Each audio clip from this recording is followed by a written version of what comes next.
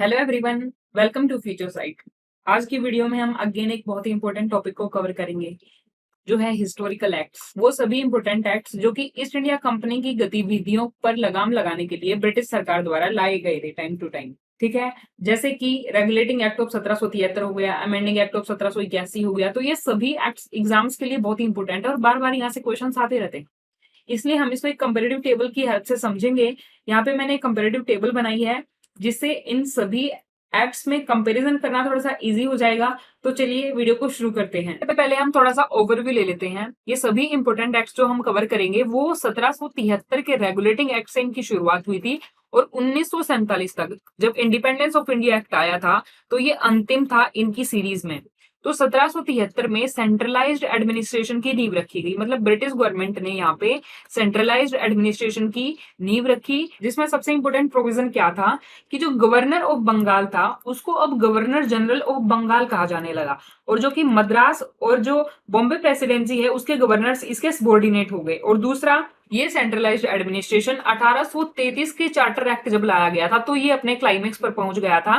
क्यों? वहां पे गवर्नर जनरल ऑफ बंगाल को अब गवर्नर जनरल ऑफ इंडिया बना दिया था, मतलब वो अभी पूरे इंडिया पर शासन करेगा, पूरे इंडिया के एडमिनिस्ट्रेशन को देखेगा। तो 1833 में ऐसा हुआ। बीच में 1857 की क्रांति हुई थी। 1857 की क्रांति के बाद जो एक्ट लाया गया जो कि 1858 का एक्ट था, उसमें दोबारा से ब्रिटिश सरकार को डिसेंट्रलाइज्ड एडमिनिस्ट्रेशन लाना पड़ा। उसका रीजन ये था कि क्रांति के बाद ब्रिटिश सरकार को यह महसूस हुआ कि अब भारतीयों का पार्टिसिपेशन एडमिनिस्ट्रेशन में जरूरी हो गया है, इसलिए सिस्टम का सेंट्रलाइजेशन खत्म करो, और उन्होंने डिसेंट्रलाइज्ड एडमिनिस्ट्रेशन की शुरुआत करी। और यहाँ के बाद भारतीयों का पार्टिसिपेशन आराम आराम से उन्होंने शुरू करा, जो कि 1947 तक चलता रहा और उस 15 अगस्त 1947 को हमारा देश आजाद हो गया था। तो ये एक्ट में हम दो पार्ट में देखेंगे। द कंपनी रूल जो कि 1773 से 1858 तक चला। तो चलिए पहला एक्ट शुरू करते हैं, रेगुलेटिंग एक्ट ऑफ 1773।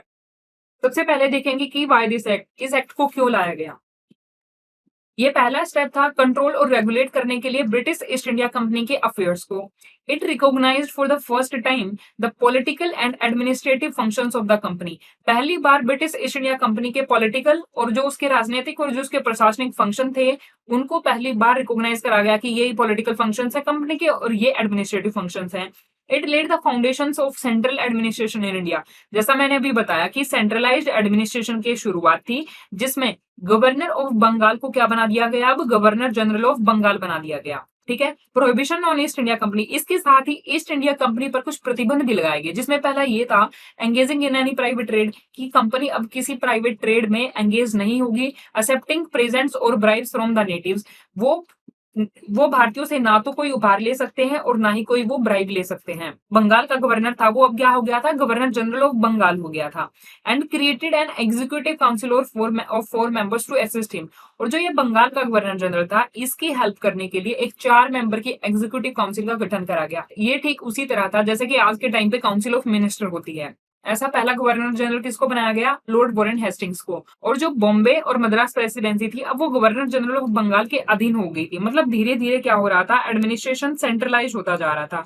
मद्रास से और बॉम्बे से अभी वो किसकी तरफ जा रहा था, बंगाल के गवर्नर जनरल के पास वो सेंट्रलाइज हो रहा था। इसमें सुप्रीम कोर्ट को एस्टेब्लिश करने से रिलेटेड भी एक प्रोविजन था, जिसके आधार पर 1774 में से एस्टेब्लिश करा गया, जिसमें एक चीफ जस्टिस था और 3 अदर जजेस थे। उसके अलावा रेवेन्यू, सिविल और मिलिट्री अफेयर से रिलेटेड क्या क्या प्रोविजंस थे। इसमें और एक इंपोर्टेंट प्रोविजन क्या था कि इंडिया में ईस्ट इंडिया कंपनी के जितने भी रेवेन्यू, सिविल और मिलिट्री अफेयर्स इससे रिलेटेड मामले हैं वो सभी कोर्ट ऑफ डायरेक्टर्स किसको रिपोर्ट करेंगे, ब्रिटिश सरकार को रिपोर्ट करेंगे। इससे क्या हुआ कि ब्रिटिश सरकार का भारत में जो कंट्रोल है वो स्ट्रेंथन हो गया। तो ये किसके तरफ इंडिकेशन करता है, एक सिंगल गवर्नमेंट की तरफ। आगे हम देखेंगे कि कैसे पिट्स इंडिया एक्ट में बोर्ड ऑफ कंट्रोल भी आ गया था और कोर्ट ऑफ डायरेक्टर्स भी थे, तो वहां पे ड्यूल गवर्नमेंट की स्थापना हो गई थी। इसके बाद है अमेंडिंग एक्ट ऑफ 1781। 1781 का अमेंडिंग एक्ट क्यों लाया गया, ये लाया गया 1773 के रेगुलेटिंग एक्ट में कुछ कमियां रह गई थी, तो ऐसा लगा कि उन कमियों को दूर करने के लिए एक एक्ट लाया जाना चाहिए जिसे एक्ट ऑफ सेटलमेंट भी बोलते हैं। यहाँ पे मेन जो है वो सुप्रीम कोर्ट की पावर्स में कुछ कमियां करी गई थी। तो पॉजिटिव्स क्या था सुप्रीम कोर्ट के लिए, मतलब क्या सुप्रीम कोर्ट की पावर को बढ़ाया गया था। पहला तो ये कि it provided that the supreme court was to have jurisdiction over all the inhabitants of Calcutta, मतलब कलकत्ता के जितने भी इनहेबिटेंट्स होंगे अब वो सुप्रीम कोर्ट की जुरिस्डिक्शन में आएंगे। और दूसरा ये कि अब सुप्रीम कोर्ट एडमिनिस्टर करेगा पर्सनल लॉ को। पर्सनल लॉ क्या, जैसा कि हिंदुओं के लिए हिंदू लॉ है और मुस्लिम्स के लिए मुस्लिम मोहम्मडन लॉ है। सुप्रीम कोर्ट इन सभी को एडमिनिस्टर करेगा। अगर कोई डिफेंडेंट हिंदू है तो उसके लिए हिंदू लॉ को फॉलो करा जाएगा, अगर मुस्लिम है तो मुस्लिम लॉ को फॉलो करा जाएगा। लेकिन इसके साथ ही इस एक्ट के माध्यम से सुप्रीम कोर्ट की बहुत सारी शक्तियां वापस ले ली गई थी, जैसे कि गवर्नर जनरल और उसकी जो काउंसिल्स थी वो एग्जम्प्ट कर दी गई थी सुप्रीम कोर्ट की जुरिस्डिक्शन से।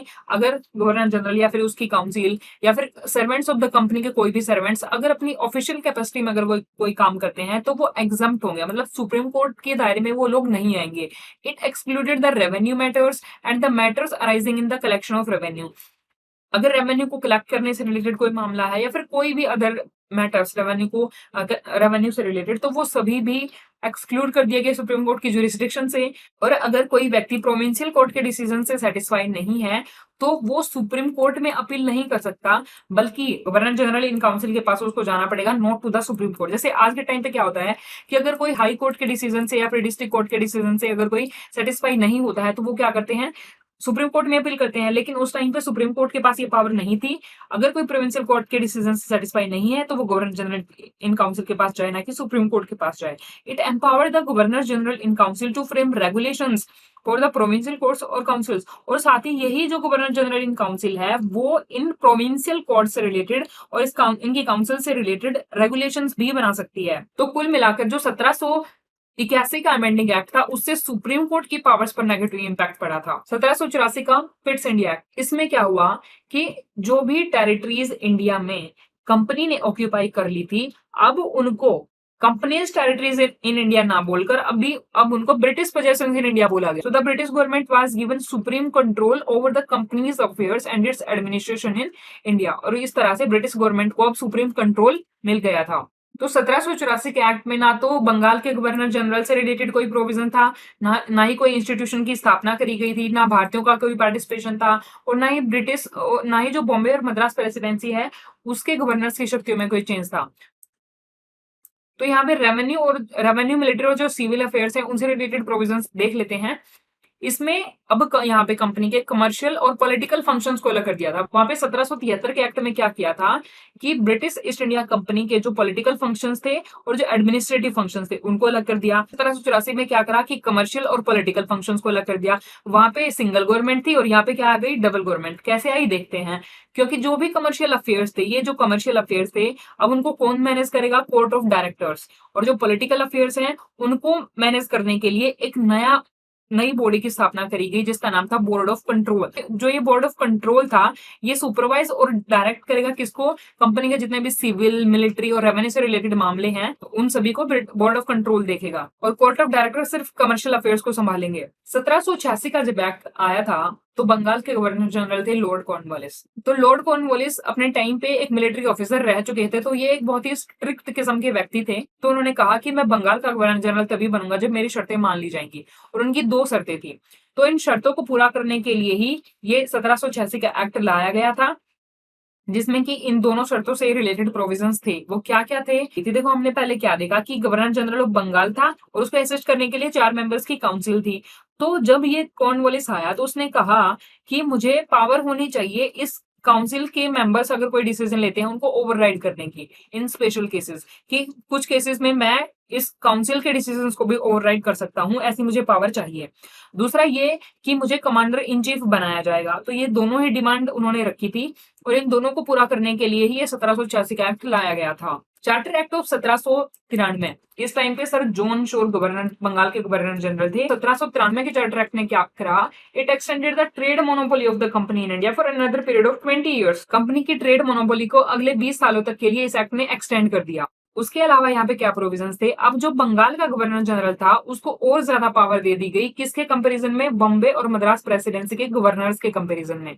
ठीक है, मतलब बंगाल के गवर्नर जनरल को यहाँ पे और भी ज्यादा पावरफुल बना दिया और इनकी शक्तियों को कम कर दिया, जो इनके लिए नेगेटिव चीज थी। कोई नई इंस्टीट्यूशन नहीं लाया गया, भारतीयों का यहाँ पे भी कोई पार्टिसिपेशन नहीं था। उसके अलावा रेवेन्यू, सिविल और मिलिट्री अफेयर से related provision, it extended the overriding power. देखो इससे पहले वाले एक्ट में हमने क्या देखा कि लॉर्ड कॉर्नवालिस ने 2 डिमांड रखी थी कि उसकी कि उसे काउंसिल के डिसीजंस को ओवरराइड करने की पावर होनी चाहिए, तो उसी पावर को 1793 के एक्ट के माध्यम से एक्सटेंड कर दिया गया। कहां तक? जितने भी फ्यूचर गवर्नर जनरल होंगे, चाहे वो बंगाल का हो या फिर और प्रेसिडेंसी का, बॉम्बे, मद्रास प्रेसिडेंसी, सभी का। It provided that the commander in chief was not to be a member of the governor general council, मतलब commander in chief governor general in council का मेंबर नहीं होगा unless he was so appointed. और provision क्या थे? अब board of control और जो उसका स्टाफ था, उसको जितना भी सैलरी दिया जाएगा वो सभी इंडियन रेवेन्यू से दिया जाएगा। उसके बाद अगला है charter act of 1813। For the first time put a check on the monopoly of the East India Company. पहली बार ईस्ट इंडिया कंपनी की जो मोनोपोली है उस पर चेक एंड बैलेंस लाने के लिए इस एक्ट को लाया गया था। It abolished the trade monopoly of the company. Company की ट्रेड मोनोपोली को यहाँ पे क्या कर दिया? खत्म कर दिया।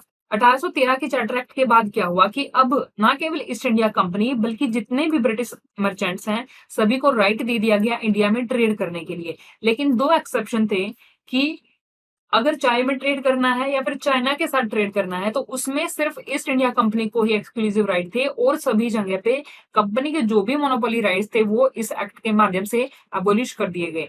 It asserted the sovereignty of the British crown over the companies territories in India. इस एक्ट में एक प्रोविजन ये भी था कि क्रिश्चियन मिशनरीज को ये अलाउड कर दिया कि वो भारत में आए और भारत के लोगों को एनलाइटन करें।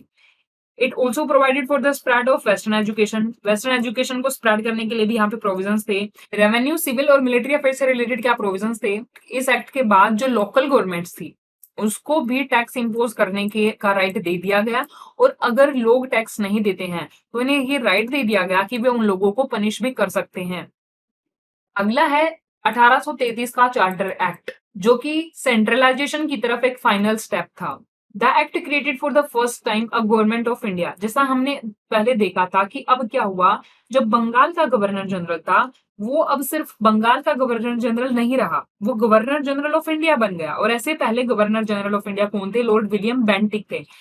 बहुत ही इंपॉर्टेंट है, ये कई बार पूछा जा चुका है, इसको याद रखना। पहली बार क्या हुआ कि जितने भी टेरिटोरियल एरिया हैं जो कि ब्रिटिश सरकार के द्वारा पजेस्ट करे गए हैं वो सभी गवर्नमेंट ऑफ इंडिया के अधीन आ गए। It provided that the companies territories in India were held by it in trust of his majesty, his here's and successors. मतलब जितने भी एरिया ब्रिटिश पोजीशन के अंडर है वो सभी या तो जो वहां का मैजेस्टी है उसके जो उत्तराधिकारी होंगे वो, और उसके भी उत्तराधिकारी होंगे वो, उन सभी के द्वारा इनको रूल करा जाएगा। It deprived the governor of Bombay and Madras of their legislative powers. Madras और बॉम्बे के गवर्नर के पास जो भी लेजिस्लेटिव पावर्स थी वो अब किसके पास चली गई? गवर्नर जनरल ऑफ इंडिया के पास, और इनसे ये शक्तियां छीन ली गई। एक इंस्टीट्यूशन जो कि लॉ कमीशन था उसकी स्थापना यहाँ पे करी गई। Law commission was constituted. देखो अब चूंकि एडमिनिस्ट्रेशन सेंट्रलाइज्ड हो गया था, अपने क्लाइमेक्स पर पहुंच गया था, और बॉम्बे और मद्रास की प्रेसिडेंसी से उनके लेजिस्लेटिव पावर्स भी छीन लिए थे, तो लेजिस्लेशन बनाना एक इम्पोर्टेंट टास्क हो गया था सरकार के लिए। तो इसीलिए उन्होंने एक लॉ कमीशन का भी गठन किया। उसके अलावा भारतीयों के पार्टिसिपेशन से रिलेटेड क्या प्रोविजंस थे? देखो पहली बार भारतीयों को एडमिनिस्ट्रेशन में इंक्लूड करने के लिए जो इंडियन सिविल सर्विस है उससे रिलेटेड प्रोविजंस किए गए थे, लेकिन जितने भी प्रोविजन थे उनको लागू नहीं किया गया। कोर्ट ऑफ डायरेक्टर्स ने उनको लागू नहीं होने दिया। तो the Charter Act of 1833 attempted to introduce a system of open competition for the selection of civil servants। मतलब सिविल सर्वेंट्स के सिलेक्शन के लिए एक ओपन कंपटीशन होगा जिसमें इंडियंस को भी पार्टिसिपेट किया जाएगा, जिससे इंडियंस भी कंपनी में कोई अपना ऑफिस, अपना प्लेस, एम्प्लॉयमेंट ले सकते हैं। लेकिन बोर्ड ऑफ डायरेक्टर्स ने ऐसा नहीं होने दिया। It ended the activities of the East India Company as a commercial body के रूप में अब ईस्ट इंडिया कंपनी काम नहीं करेगी।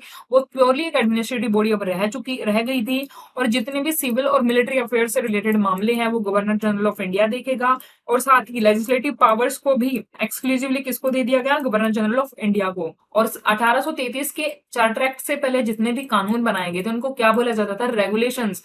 लेकिन इसके बाद अब जो भी कानून बनेंगे उनको एक्ट्स बोला जाएगा। उसके अलावा एक प्रोविजन ये भी था कि एक लॉ मेंबर को ऐड किया गया as a fourth member in the governor general की काउंसिल में। उसके बाद है 1853 का charter act. This was the last of the series of the charter act. जितने भी चार्टर एक्ट ब्रिटिश सरकार ने लागू करे थे उसकी सीरीज में ये अंतिम था। It was a significant constitutional landmark. It extended the companies rule. तो 1853 के इस एक्ट में क्या किया गया कि कंपनी का जो रूल चल रहा था उसको फर्दर और एक्सटेंड कर दिया गया। लेकिन एक खास बात यहाँ पे ये थी कि कोई फिक्स पर्टिकुलर पीरियड के लिए इसको नहीं दिया गया था, जैसे पहले 20 साल तक के लिए और ऐसे चार्टर एक्ट पास करके दिया जाता था। यहाँ पे कोई डेट और कोई टाइम फिक्स नहीं था, जो कि एक क्लियर इंडिकेशन था कि कंपनी से उसकी जो ये रूल करने की पावर है वो ब्रिटिश सरकार कभी भी वापस ले सकती है। इंडियन सिविल सर्विसेज से रिलेटेड यहाँ पे क्या प्रोविजंस थे? It introduce an open competition system. देखो, इससे पहले जो 1833 का चार्टर एक्ट था, वहां पे एक प्रयास करा गया था, लेकिन उनको कोर्ट ऑफ डायरेक्टर्स ने लागू नहीं होने दिया था उन प्रोविजंस को। लेकिन 1853 के एक्ट के बाद open competition system civil servants के लिए लागू हो गया था, और अब इंडियंस भी उसमें पार्टिसिपेट कर सकते थे, और इंडियंस भी अब सिविल सर्विसेज का एग्जाम दे सकते थे। Accordingly the committee on the Indian civil services was appointed, और इसके लिए 1854 में मकोले कमेटी को अपॉइंट किया गया था। उसके अलावा क्या प्रोविजंस थे? It separated for the first time the legislative and executive functions of the Governor General's Council. Governor general की काउंसिल के लेजिस्लेटिव फंक्शंस कौन से होंगे, एग्जीक्यूटिव फंक्शंस कौन से होंगे, उन सभी को अलग कर दिया गया। और लेजिस्लेटिव फंक्शंस को करने के लिए 6 नए मेंबर उसके काउंसिल में, गवर्नर जनरल की काउंसिल में ऐड करे गए, और एक अलग से गवर्नर जनरल लेजिस्लेटिव काउंसिल की स्थापना करी गई, जिसे इंडियन या फिर सेंट्रल लेजिस्लेटिव काउंसिल भी कहा जाता था। It introduced for the first time local representation, और जो भी ये इंडियन लेजिस्लेटिव काउंसिल थी, इसमें लोकल रिप्रेजेंटेशन को भी यहाँ पे इंट्रोड्यूस करा गया, जिसका एक एग्जांपल ये था कि जो ये यहाँ पे 6 नए मेंबर ऐड करे गए थे, उनमें से 4 मेंबर जो है वो लोकल एरिया से होंगे, जैसे मद्रास, बॉम्बे, बंगाल और बिहार। इन एरियाज से इन 6 में से 4 मेंबर्स थे। This legislative wing of the council functioned as a mini parliament, और जो ये कानून बनाने की जो ये विंग बन गई थी काउंसिल, इसको मिनी पार्लियामेंट भी कहा जाता था। जैसे कि ब्रिटिश पार्लियामेंट में जो प्रोसीजर फॉलो किया जाता था, वो यहाँ पे भी फॉलो होता था। Thus legislation for the first time was treated as a special function, कानून बनाने को एक स्पेशल फंक्शन के रूप में देखा जाने लगा, जिसके लिए एक स्पेशल मशीनरी की और एक स्पेशल प्रोसेस की जरूरत थी। उसके बाद है 1858 का गवर्नमेंट ऑफ इंडिया एक्ट, जो कि 1857 की क्रांति के बाद आया था। अब यहाँ पे कंपनी रूल समाप्त हो गया था। ये 1857 की जो क्रांति आई थी, उसका ही ये परिणाम था, और इस एक्ट को ब्रिटिश सरकार ने बोला कि ये good government of India act है, अब हम भारत के शासन को और भी अच्छा करेंगे, ऐसा बोलकर इन्होंने इस एक्ट को लाया था। और ईस्ट इंडिया कंपनी को उन्होंने यहाँ पे एबोलिश कर दिया था, और जितनी भी पावर्स थी ईस्ट इंडिया कंपनी को जो कि दी गई थी, वो ब्रिटिश क्राउन को ट्रांसफर हो गई थी। और इस एक्ट को improvement in the administrative machinery के रूप में देखा जा रहा था, by which the Indian government was to be supervised and control in England. इसके अलावा क्या प्रोविजन था? जो हमने पहले देखा कि गवर्नर जनरल ऑफ बंगाल को गवर्नर जनरल ऑफ इंडिया बना दिया था, लेकिन अब उसे वायसरॉय ऑफ इंडिया कहा जाने लगा, और ऐसे पहले वायसरॉय लॉर्ड कैनिंग थे। और जो वायसरॉय है वो इंडिया में ब्रिटिश क्राउन का डायरेक्ट रिप्रेजेंटेटिव होता था। बॉम्बे और मद्रास प्रेसिडेंसी के गवर्नर से रिलेटेड कोई यहाँ पे प्रोविजन नहीं था, और ना ही कोई इंस्टीट्यूशन की स्थापना करी गई, और भारतीयों का भी यहाँ पे कोई पार्टिसिपेशन 1800, देखो ध्यान रखना है आपको कि 1857 की क्रांति के बाद जो पहला एक्ट लाया गया था वो 1858 का एक्ट था, लेकिन भारतीयों को पार्टिसिपेट करने से रिलेटेड यहाँ पे कोई डायरेक्ट प्रोविजन नहीं था। It ended the system of double government का सिस्टम जो चला आ रहा था, जो कि पिट्स इंडिया एक्ट के बाद आया था। बोर्ड ऑफ कंट्रोल थे जो कि पॉलिटिकल अफेयर्स को देखते थे, और कोर्ट ऑफ डायरेक्टर जो कि कमर्शियल अफेयर्स को देखते थे। तो वो सिस्टम अब यहाँ पे खत्म हो चुका था, और इसकी जगह पे, इन दोनों की जगह पे एक नया ऑफिस आ गया था, secretary of state for India. Secretary of state for India wasted with complete authority and control over the Indian administration, के ऊपर इसका पूरा कंट्रोल होगा। तो देखो, इस प्रोविजन को हम कैसे याद रख सकते हैं? For example, Morley Minto reforms. तो इसमें जो मॉर्ले है वो कौन था? Secretary of state for India था, और जो मिंटो था वो कौन था? वॉइसरॉय था। तो हम ऐसे याद रखेंगे कि 1858 के एक्ट में ही वॉइसरॉय कहा जाने लगा था गवर्नर जनरल ऑफ इंडिया को। उसी में सेक्रेटरी स्टेट ऑफ इंडिया का ऑफिस था, वो भी क्रिएट करा गया था। और ये सेक्रेटरी ऑफ स्टेट जो है वो ब्रिटिश कैबिनेट का मेंबर होता था, जो कि अल्टीमेटली ब्रिटिश पार्लियामेंट को रिस्पॉन्सिबल था। और इस सेक्रेटरी ऑफ स्टेट की हेल्प करने के लिए 15 मेंबर की काउंसिल का गठन करा गया, जो कि एक एडवाइजरी बॉडी थी, और जिसका चेयरमैन कौन होता था? सेक्रेटरी ऑफ स्टेट ही उसका चेयरमैन होता था। इट कॉन्स्टिट्यूटेड, इसका मतलब क्या था कि जो ये सेक्रेटरी ऑफ स्टेट काउंसिल थी वो एक बॉडी कॉर्पोरेट थी, जिसके खिलाफ शू हो सकता है, और जो दूसरों को भी शू कर सकती है, मतलब केस दर्ज कर सकती है इन इंडिया एंड इन इंग्लैंड। उसके बाद है 1881 का Indian council act, Indian councils act of 1861। अब आगे 3 एक्ट आएंगे, एक 1861 का, 1892 और 1909। उसके आगे आपको इंडियन काउंसिल एक्ट ऑफ ऐसे मिलेगा, Indian council act of 1861, Indian council act of 1892 और इंडियन काउंसिल एक्ट ऑफ 1909। ठीक है। तो 1857 की क्रांति के बाद ब्रिटिश सरकार को क्या लगा कि अब भारतीयों का कॉपरेशन जरूरी है। तो ये पहला कदम था भारतीयों को एडमिनिस्ट्रेशन में शामिल करने का। It initiated the process of decentralisation. जैसा हमने पहले देखा था कि 1857 की क्रांति के बाद क्या हुआ था कि डिसेंट्रलाइजेशन की शुरुआत हुआ। तो इसके लिए क्या प्रोविजन लाया गया कि बॉम्बे और मद्रास की प्रेसिडेंसी से जो धीरे धीरे पावर छीनी जा रही थी, अब उन पावर को रिस्टोर कर दिया गया, उन्हें वापस दे दिया गया। इट दस रिवर्स द सेंट्रलाइजेशन टेंडेंसी को रिवर्स करके अब डिसेंट्रलाइजेशन आ गया था। This policy of legislative devolution resulted in the grant of almost complete internal autonomy of the province in 1937 और धीरे धीरे करके 1937 तक पूरी इंटरनल ऑटोनॉमी जो है इन प्रेसिडेंसी के हाथों में आ गई थी। लेजिस्लेटिव पावर्स देखो, 1853 के एक्ट में हमने क्या देखा था कि लेजिस्लेटिव काउंसिल की स्थापना हो गई थी। तो चूंकि 1861 के एक्ट के बाद भारतीयों का कॉपरेशन स्टार्ट हो गया था, तो ब्रिटिश सरकार को क्या लगा, कानून बनाने की जो प्रक्रिया है हम उनमें भी भारतीयों को शामिल करेंगे। तो इसके लिए ही 3 भारतीयों को शामिल करा गया और ये एक शुरुआत थी रिप्रेजेंटेटिव इंस्टीट्यूशंस की, जिसमें भारतीयों को शामिल करा गया था in the law making process. वो उनको कौन नॉमिनेट करेगा, उनको वॉइसरॉय नॉमिनेट करेगा और इन इंडियंस को नॉन ऑफिशियल मेंबर्स बोला गया। नॉन ऑफिशियल मेंबर्स इन्हें बोला गया। और in 1862 Lord Canning the then viceroy nominated 3 Indians. और ये जो 3 इंडियंस थे वो कौन कौन थे, the Raja of Banaras, the Maharaja of Patiala and sir Dinkar Rao. उसके अलावा क्या प्रोविजंस थे, बंगाल, नॉर्थ वेस्टर्न प्रोविंसेस और पंजाब में नई लेजिस्लेटिव काउंसिल का एस्टेब्लिशमेंट करा गया। वॉइसरॉय से रिलेटेड यहाँ पे कई प्रोविजन थे। अब वॉइसरॉय को ऑर्डिनेंस इशू करने की पावर दे दी थी without the concurrence of the legislative council. मतलब अगर कोई इमरजेंसी आती है तो वॉइसरॉय अपनी काउंसिल से, अपनी लेजिस्लेटिव काउंसिल से बिना सलाह करे ही ऑर्डिनेंस इशू कर सकता है। अब वॉइसरॉय को पावर दे दी गई कि वो रूल्स बना सकता है या फिर ऑर्डर दे सकता है किससे related, for more convenient transaction of business in the council, ताकि काउंसिल के जो लेजिस्लेटिव काउंसिल है उसके अंदर कामों को अच्छी तरह से निपटाया जा सके। इसके अलावा और जो इंपॉर्टेंट प्रोविजन था वो पोर्टफोलियो सिस्टम से रिलेटेड था। It gave recognition to the portfolio system को यहाँ पे रिकॉग्निशन दे दिया गया। देखो यहाँ पे पोर्टफोलियो सिस्टम को इंट्रोड्यूस नहीं किया गया था। इंट्रोड्यूस तो उसको 1859 में लॉर्ड कैनिंग ने करा था। पोर्टफोलियो सिस्टम के तहत क्या होता था, मान लो कि डिफरेंट डिपार्टमेंट्स हैं और इन डिफरेंट डिपार्टमेंट्स के जो इंचार्ज हैं वो वॉइसरॉय की काउंसिल के ही होंगे। तो under this a member of the viceroy की काउंसिल का कोई member was made in charge of one or more departments। मतलब कोई मान लो एक व्यक्ति है वॉइसरॉय की काउंसिल का, उसके अंडर एक या उससे ज्यादा डिपार्टमेंट आएंगे और इसी तरह से सभी डिपार्टमेंट्स को बांट दिया गया। And he was authorised to issue final orders on behalf of the council. और ये जो मेंबर होगा ये काउंसिल के बिहाफ पे, ये पूरी की पूरी काउंसिल के बिहाफ पे ऑर्डर्स इशू कर सकता है ऑफ हिज डिपार्टमेंट या फिर डिपार्टमेंट्स। जितने भी अंडर इसके डिपार्टमेंट, कोई एक डिपार्टमेंट है या फिर एक से ज्यादा डिपार्टमेंट है, तो वो ऑर्डर पास कर सकता है पूरी काउंसिल के बिहाफ पे। ये था पोर्टफोलियो सिस्टम। उसके बाद आया 1892 का council act, Indian council act of 1892। यहाँ पे गवर्नर जनरल थे लैंसडाउन। इस एक्ट के माध्यम से इलेक्शन का प्रोविजन करा गया कि जो भी नॉन ऑफिशियल सीट्स हैं जिसमें भारतीयों को भी शामिल करा गया है, चाहे वो सेंट्रल लेवल पर हो या फिर प्रोविंशियल लेवल पर हो, उनके लिए लिमिटेड और इनडायरेक्ट प्रोविजन होंगे इलेक्शन के। The word election was however not used in the act. इस एक्ट में कोई इलेक्शन शब्द का कहीं प्रयोग नहीं था, क्योंकि यूपीएससी स्टेटमेंट देके पूछ सकता है। The process was described as a nomination made on the recommendation of certain bodies. और ये जो पूरी प्रोसेस थी इसको क्या कहा गया कि नॉमिनेशन करे गए हैं किसकी रिकमेंडेशन पे, कुछ सर्टेन बॉडीज की रिकमेंडेशंस पे।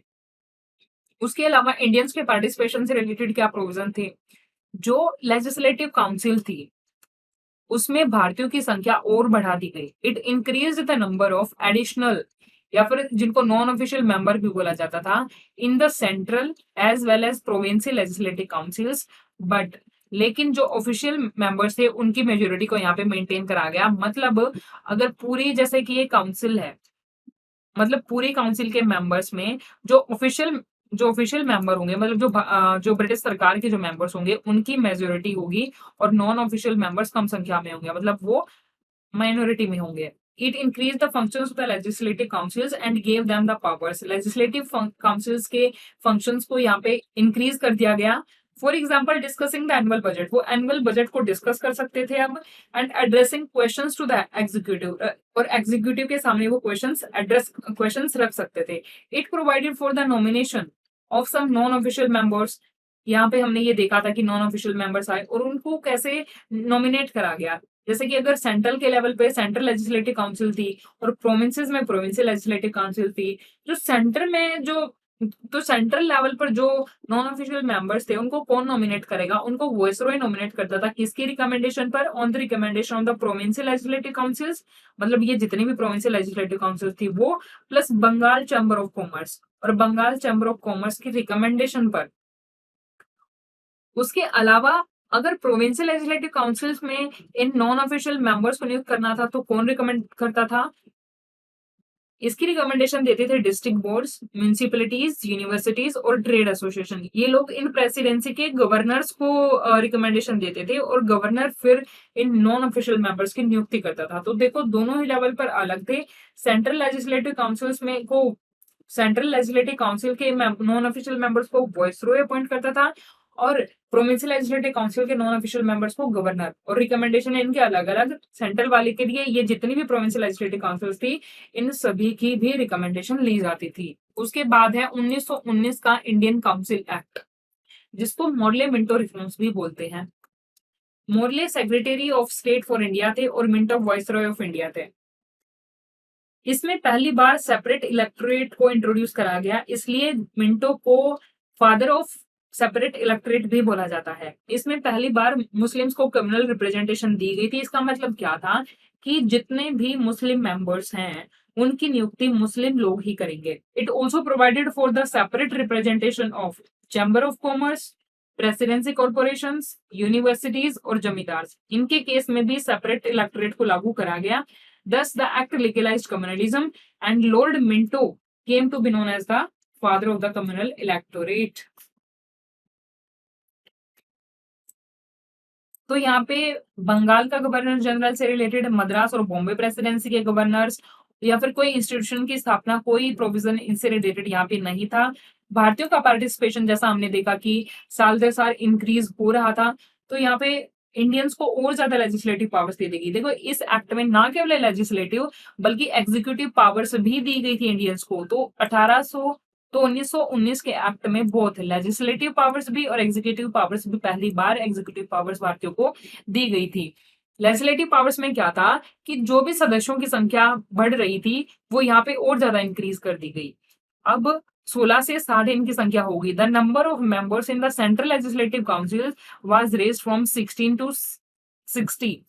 सेंट्रल लेजिस्लेटिव काउंसिल में 16 से 60 हो गई थी और जो प्रोविंशियल लेजिस्लेटिव काउंसिल थे उनमें भी संख्या बढ़ गई थी, लेकिन वो यूनिफॉर्म, मतलब सब में एक समान संख्या नहीं थी। उसके अलावा एग्जीक्यूटिव पावर क्या थी? It provided for the first time for the association of Indians with the executive councils of the viceroy and the governors. और सत्येंद्र नाथ सिन्हा ऐसे पहले व्यक्ति थे जिन्हें वॉइसरॉय की एग्जीक्यूटिव काउंसिल में एज ए लॉ मेंबर नियुक्त किया गया। It enlarge the deliberative functions of the legislative councils. इससे पहले भी लेजिस्लेटिव काउंसिल, इसके पहले वाले एक्ट में भी लेजिस्लेटिव काउंसिल के फंक्शंस को बढ़ाया गया था और यहाँ पे और भी ज्यादा उन्हें राइट्स दे दिए गए, जैसे कि आस्क सप्लीमेंट्री क्वेश्चंस। अब वो सप्लीमेंट्री क्वेश्चंस भी पूछ सकते थे। Move resolutions on the budget, और वो बजट पर रिजोल्यूशन भी ला सकते थे, एंड सो ऑन, और इसी तरह से और भी शक्तियां। लेकिन यहाँ पे एक इंपॉर्टेंट बात ये थी, जैसा कि हमने 1893 के एक्ट में देखा कि वहां पे दोनों लेवल पर, सेंट्रल लेजिस्लेटिव काउंसिल पर भी और प्रोविंशियल लेजिस्लेटिव काउंसिल्स में भी ऑफिशियल मेजोरिटी थी। लेकिन 1909 के एक्ट में क्या हुआ कि सेंट्रल लेजिस्लेटिव काउंसिल पर तो ऑफिशियल मेजोरिटी रहेगी, मतलब जो ब्रिटिश सरकार द्वारा चुने गए मेंबर्स हैं वही, ब्रिटिश सरकार के जो व्यक्ति हैं वही रहेंगे, लेकिन इंडियंस जो कि नॉन ऑफिशियल मेंबर्स भी कहे जाते थे उनकी मेजोरिटी प्रोविंशियल लेजिस्लेटिव काउंसिल में हो सकती थी। उसके बाद 1919 का गवर्नमेंट ऑफ इंडिया एक्ट, जिसको मोंटेग्यू चैम्सफोर्ड भी बोलते थे। Montagu secretary of state for India थे और जो चैम्सफोर्ड है वो वॉइसरॉय ऑफ इंडिया थे। 20 अगस्त 1917 को ब्रिटिश सरकार ने क्या घोषणा करी? उन्होंने कहा कि हमारा उद्देश्य ये है कि हम भारत में धीरे-धीरे रिस्पॉन्सिबल गवर्नमेंट लाना चाहते हैं। And the government of India act 1919 was दस एनेक्टेड, और इसी के लिए 1919 का एक्ट लाया गया था, जो कि 1921 में लागू किया गया था। It extended the principle of communal representation. Communal representation जिसको 1919 के एक्ट में शुरुआत जिसकी करी गई थी, उसको और ज्यादा एक्सटेंड यहाँ पे कर दिया गया। अब एंग्लो इंडियंस को, यूरोपियंस को, इंडियन क्रिश्चियंस को और सिख को भी इसमें शामिल कर लिया गया। It granted franchise to a limited number of people on the basis of property, tax और एजुकेशन। इन सेपरेट इलेक्टोरेट के अलावा कुछ लोगों को इलेक्शंस में फ्रेंचाइजी भी दे दी गई, जिसका बेसिस था भाई जिसके पास ज्यादा प्रॉपर्टी हो, जैसे कि टैक्स जो ज्यादा पे करता हो और ज्यादा एजुकेटेड जो हो, तो इन लोगों को भी वोटिंग राइट्स दे दिए गए। It introduced for the first time bicameralism and direct elections in the country. और अनदर इंपॉर्टेंट प्रोविजन क्या था कि यहाँ पे बाइकैमरलिज्म और डायरेक्ट इलेक्शन की शुरुआत हो गई थी।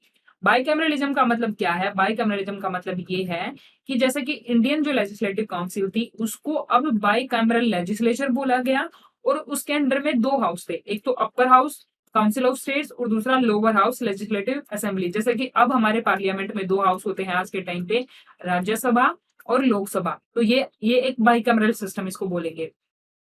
तो the majority of the members of both the houses were chosen bye direct elections. और ज्यादातर मेंबर्स इन दोनों जो हाउस होते थे, काउंसिल ऑफ स्टेट और लेजिस्लेटिव असेंबली, वो डायरेक्ट इलेक्शन के थ्रू चुने जाते थे। कुछ इंस्टीट्यूशंस को भी यहाँ पे एस्टेब्लिश करा गया था। यहाँ पे एक स्टेटरी कमीशन को भी अपॉइंट करा गया था, जिसके बेसिस पर ही फिर साइमन कमीशन भारत में आया था। It provided for the establishment of public service commission. एक पब्लिक सर्विस कमीशन की स्थापना का भी यहाँ पे प्रोविजन था। Hence central public service commission was set up in 1926। यहाँ पे एक ऑफिस ऑफ हाई कमिश्नर की स्थापना का भी प्रोविजन था, जो कि लंदन में जिसकी स्थापना होगी, और उसको सभी पावर्स ट्रांसफर कर दी जाएंगी of the functions hitherto performed by the secretary of state for India. जो भी secretary of state of India functions को परफॉर्म करेगा उनको।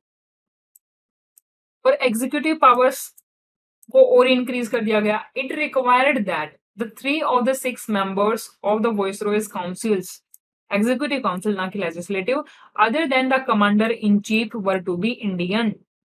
मतलब वॉइसरॉय की एग्जीक्यूटिव काउंसिल में अगर 6 मेंबर हैं, तो उनमें से 3 मेंबर्स किसको छोड़कर, कमांडर इन चीफ को छोड़कर क्या हो सकते हैं, कौन हो सकते हैं? इंडियंस हो सकते हैं।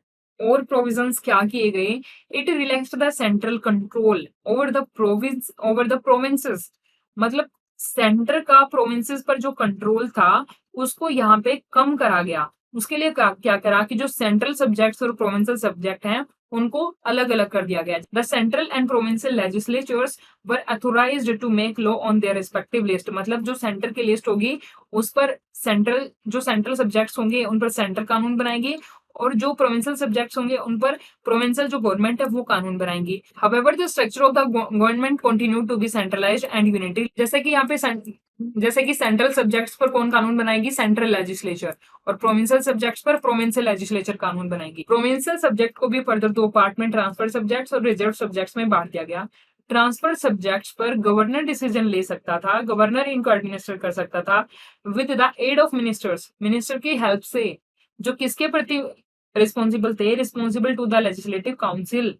लेकिन जो रिजर्व सब्जेक्ट होते थे, वो गवर्नर और उसकी जो एग्जीक्यूटिव काउंसिल है, गवर्नर और उसके एग्जीक्यूटिव काउंसिल के द्वारा एडमिनिस्टर करे जाते थे। यहाँ पे मिनिस्टर हो गया, गवर्नर्स एंड मिनिस्टर्स, और यहाँ पे गवर्नर और उसके एग्जीक्यूटिव काउंसिल, लेकिन without being responsible to the legislative council. यहाँ पे रिजर्व सब्जेक्ट से रिलेटेड मामले में गवर्नर और उसकी काउंसिल को लेजिस्लेटिव काउंसिल के प्रति रिस्पॉन्सिबल वो लोग नहीं थे। तो डायरेक्टरी इन प्रोविंसेस, मतलब प्रोविंसेस में डायरेक्टरी आ गई। क्यों? क्योंकि प्रोविंसेस के सब्जेक्ट को भी फर्दर 2 पार्ट्स में बांट दिया गया था, इसलिए हम इसको बोलते हैं कि डायरेक्टरी इन प्रोविंसेस। तो it separated for the first time provincial budgets को और सेंट्रल बजट्स को भी अलग कर दिया गया, and authorised the provincial legislatures to enact their budgets. और प्रोविंशियल लेजिस्लेचर्स अब खुद उनका बजट जो है वो एनेक्ट कर सकते थे। So this dual scheme of governance was known as directory. इसको डायरेक्टरी बोला गया, जिसका मतलब था डबल रूल। लेकिन this experiment was largely unsuccessful ये रहा था। उसके बाद जो इंपोर्टेंट एक्ट है वो 1935 को government of India act India में एक कंप्लीटली रिस्पॉन्सिबल गवर्नमेंट स्थापित करने की दिशा में ये दूसरा महत्वपूर्ण कदम था। ये काफी लेंदी एक डॉक्यूमेंट था जिसमें 321 सेक्शन थे और 10 शेड्यूल इसमें थी। क्या कम्युनल रिप्रेजेंटेशन से रिलेटेड यहाँ पे कोई प्रोविजन किए गए थे? तो हाँ, यहाँ पे भी एक्सटेंड करा गया था कम्युनल रिप्रेजेंटेशन को। अब डिप्रेस्ड क्लासेस को, वुमेन को, लेबर को भी यहाँ पे सेपरेट इलेक्टोरेट के माध्यम से चुना जाता था। अब उनको भी ये कम्युनल रिप्रेजेंटेशन दे दिया गया था और जो फ्रेंचाइज 1919 के एक्ट में दी गई थी टैक्स, प्रॉपर्टी और एजुकेशन के बेसिस पर, उसको फर्दर एक्सटेंड कर दिया गया और अब पूरी पॉपुलेशन का लगभग 10% पूरी पॉपुलेशन के लोग जो है उनको वोटिंग राइट्स मिल गए थे। और it introduce the bicameralism in 6 out of 11 provinces. 1919 के एक्ट में हमने क्या देखा था कि बाइकैमरलिज्म को इंट्रोड्यूस करा गया था। अपर हाउस और लोअर हाउस ऐसे थे, लेकिन 1935 के एक्ट में क्या हुआ, 11 प्रोविंसेस में से 6 प्रोविंसेस में भी बाइकैमरलिज्म को इंट्रोड्यूस कर दिया गया। और वो 6 कौन कौन सी थी? Bengal, Bombay, Madras, Bihar, Assam and united provinces, जिसमें लेजिस्लेटिव काउंसिल जो कि अपर हाउस था और लेजिस्लेटिव असेंबली जो लोअर हाउस था। However, many restrictions were placed on them, लेकिन इन पर काफी रेस्ट्रिक्शन जो है वो लगाए गए थे। उसके अलावा क्या प्रोविजंस थे? It provided for the establishment of reserve bank of India, एक रिजर्व बैंक ऑफ इंडिया की स्थापना करी जाएगी ताकि करेंसी को और क्रेडिट को कंट्रोल किया जा सके। It provided for the establishment of not only a federal public service commission. 1919 के एक्ट में हमने क्या देखा कि एक central public service commission appoint करा जाएगा। यहाँ पे क्या था कि फेडरल पब्लिक सर्विस कमीशन अलग से, प्रोविंशियल पब्लिक सर्विस कमीशन अलग से और एक joint public service commission for 2 और मोर प्रोविंसेस, 2 और उससे ज्यादा प्रोविंसेस के लिए एक ज्वाइंट पब्लिक सर्विस कमीशन भी स्थापित करा जाएगा। It provided for the establishment of A federal court which was set up in 1937, और एक फेडरल कोर्ट की स्थापना करने का भी प्रोविजन था और उसी के भी यहाँ पर 1937 में एक फेडरल कोर्ट की स्थापना करी गई। उसके अलावा इंडियन के पार्टिसिपेशन से रिलेटेड डायरेक्टली कोई ज्यादा प्रोविजन यहाँ पे नहीं थे। It abolished the council of India established by the government of India act of 1858। 1858 के एक्ट में हमने क्या देखा था? जो सेक्रेटरी ऑफ स्टेट था उसकी हेल्प करने के लिए, उसको असिस्ट करने के लिए क्या थी, 15 मेंबर की काउंसिल की स्थापना करी गई थी, जिसको अब 1935 के एक्ट के माध्यम से उसको क्या करा गया, एबोलिश कर दिया गया। और अब secretary of state for India को कौन हेल्प करेगा? एक टीम ऑफ एडवाइजर होगी जो इसको हेल्प करेगी। It provided for the establishment of an all India federation, और एक ऑल इंडिया फेडरेशन की स्थापना करने का भी एक प्रोविजन था जिसमें प्रोविंसेस होंगे और प्रिंसली स्टेट्स भी होंगे एक यूनिट के रूप में। लेकिन ये प्रोविजन कभी भी लागू नहीं हुआ। क्यों? क्योंकि प्रिंसली स्टेट्स ने इसको स्वीकार नहीं करा। और ऑल इंडिया फेडरेशन में क्या होना था, जितनी भी सेंटर और उसकी यूनिट्स की पावर है उनको 3 लिस्ट में बांटा गया, फेडरल लिस्ट में, प्रोविंशियल लिस्ट में, कॉन्करेंट लिस्ट में, और जितनी भी बची वो residuary powers were given to the viceroy, वो वाइसरॉय को दे दी गई। लेकिन ये फेडरेशन कभी भी लागू नहीं हुई। क्यों? क्योंकि princely states did not join it. उसके अलावा जो इंपॉर्टेंट प्रोविजन 1935 के एक्ट में थे वो ये थे कि it एबोलिश्ड directly in the provinces. 1919 के एक्ट में हमने देखा था कि सेंट्रल सब्जेक्ट्स को और जो प्रोविंशियल सब्जेक्ट्स हैं उनको अलग कर दिया था, और प्रोविंशियल सब्जेक्ट को फर्दर 2 पार्ट्स में, ट्रांसफर सब्जेक्ट्स और रिजर्व सब्जेक्ट्स में बांट दिया था। मतलब वहां पे प्रोविंसेस में डायरेक्ट आ गई थी। परंतु 1935 के एक्ट में प्रोविजन क्या किया गया कि प्रोविंसेस से डायरेक्ट को खत्म कर दिया और सेंटर में डायरेक्ट को इंट्रोड्यूस कर दिया। तो it abolished direct in the provinces and introduced provincial autonomy in its place. और यहाँ पे प्रोविंशियल ऑटोनॉमी अब होगी। The provinces were allowed to act as autonomous units of administration in their defined spheres. Moreover, the act introduced responsible governments in provinces. Provinces में responsible government की स्थापना करी गई। ये responsible government का मतलब क्या है? इसका मतलब ये था कि जो गवर्नर है वो मिनिस्टर्स की एडवाइस पर काम करेगा और जो कि प्रोविंशियल लेजिस्लेचर के प्रति क्या होंगे, रिस्पॉन्सिबल होंगे। जैसा कि सेम आज के समय पे काउंसिल ऑफ मिनिस्टर के साथ होता है। This came into effect in 1937, लेकिन 1939 में इसको डिसकंटिन्यू कर दिया गया। It provided for adoption of directly at the centre. Centre में जैसा हमने देखा कि सेंटर में डायरेक्टली को इंट्रोड्यूस करा गया। कॉन्सिक्वेंटली इससे क्या हुआ कि जो सेंटर में जो सब्जेक्ट थे, ये जो सब्जेक्ट थे उनको फर्दर 2 पार्ट्स में, रिजर्व्ड में और ट्रांसफर्ड में अब बांट दिया गया। However this provision of act did not came into operation at all, लेकिन ये भी कभी लागू नहीं करा गया। उसके बाद इस सीरीज का लास्ट ये एक्ट था इंडियन इंडिपेंडेंस एक्ट ऑफ 1937, जिसके बाद कोई एज सच ब्रिटिश सरकार ने कोई एक्ट लागू नहीं करा और 15 अगस्त 1947 को हमारा देश आजाद हो गया था। It ended the British rule in India and declared India as an independent and sovereign state from 15 of August 1947। यहाँ पे इस एक्ट में प्रोविजन ये था कि इंडिया का पार्टीशन कर दिया जाएगा और दो अलग अलग इंडिपेंडेंट डोमिनियन इंडिया और पाकिस्तान की स्थापना करी जाएगी, जो अपने आप को ब्रिटिश कॉमनवेल्थ से अलग भी कर सकते हैं, उसमें शामिल भी हो सकते हैं। और इसके बाद इंडिया और पाकिस्तान को पावर ट्रांसफर कर दी गई। Lord Mountbatten became the first governor general of the new dominion of India. और माउंटबेटन ने जवाहरलाल नेहरू को एज अ प्राइम मिनिस्टर शपथ दिलाई और जो कॉन्स्टिट्यूएंट असेंबली थी जिसकी स्थापना 1940 में की गई थी, वो as a parliament of the Indian dominion काम कर रही थी। It abolished the office of viceroy. अभी तक जो हमने गवर्नर जनरल देखे, गवर्नर जनरल ऑफ बंगाल देखा, फिर गवर्नर जनरल ऑफ इंडिया उसी को बोला जाने लगा, फिर उसको वाइसरॉय के रूप में डेजिग्नेट कर दिया गया। लेकिन अब इंडियन इंडिपेंडेंस एक्ट के बाद 1947 का जो ये इंडियन इंडिपेंडेंस एक्ट था, उसके बाद वाइसरॉय के इस पद को एबोलिश कर दिया और साथ ही साथ जो सेक्रेटरी ऑफ स्टेट है उसको भी एबोलिश कर दिया and provided for each dominion a governor general. और हर एक डोमिनियन के लिए अलग से गवर्नर जनरल होगा जिसको कौन अपॉइंट करेगा, who was to be appointed by the British king.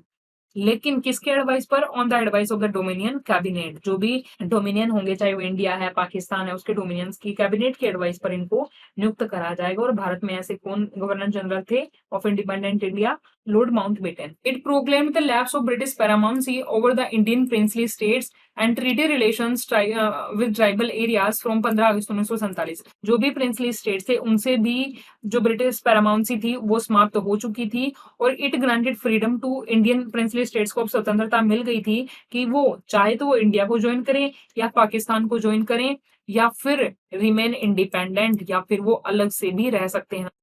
उसके अलावा जो प्रोविजन थे, it empowered the constituent assembly of the two dominion. दोनों डोमिनियन की कॉन्स्टिट्यूएंट असेंबलीज को क्या पावर दी गई कि वो अपना खुद का कॉन्स्टिट्यूशन फ्रेम कर सकते हैं।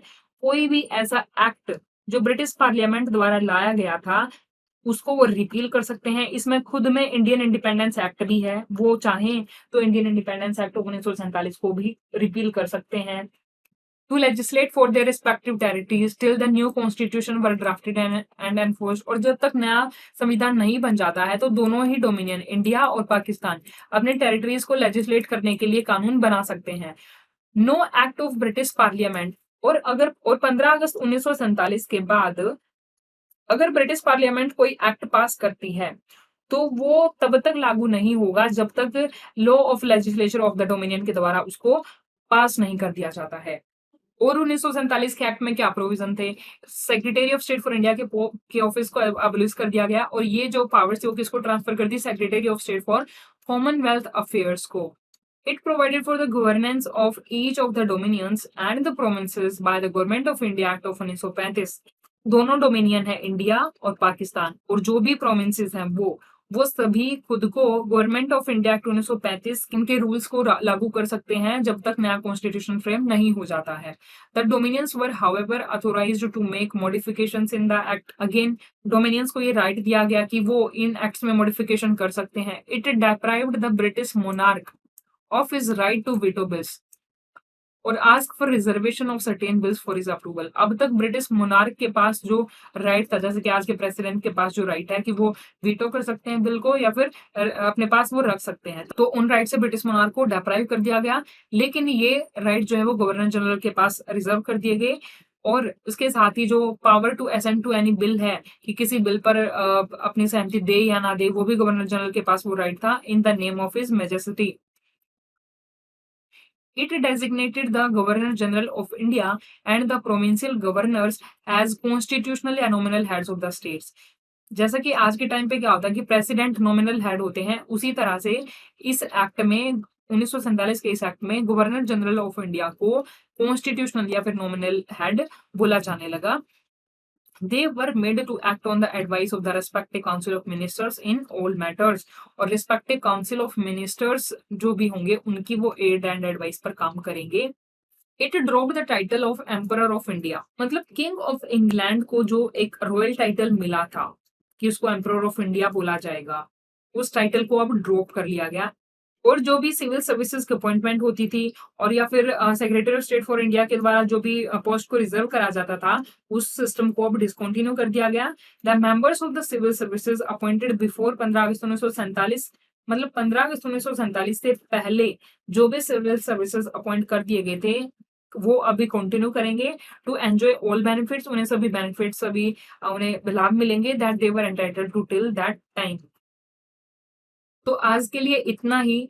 तो ये था पूरा वीडियो जिसमें हमने सभी एक्ट्स को डिटेल में देखा। ये सभी एक्ट्स एग्जाम्स के लिए बहुत ही इंपॉर्टेंट है। अगर एक बार में समझ में ना आए तो आप वीडियो को बार बार देखें, क्योंकि ये बहुत ही कंफ्यूजिंग टॉपिक है, उतना ही एग्जाम्स के लिए इंपॉर्टेंट भी है।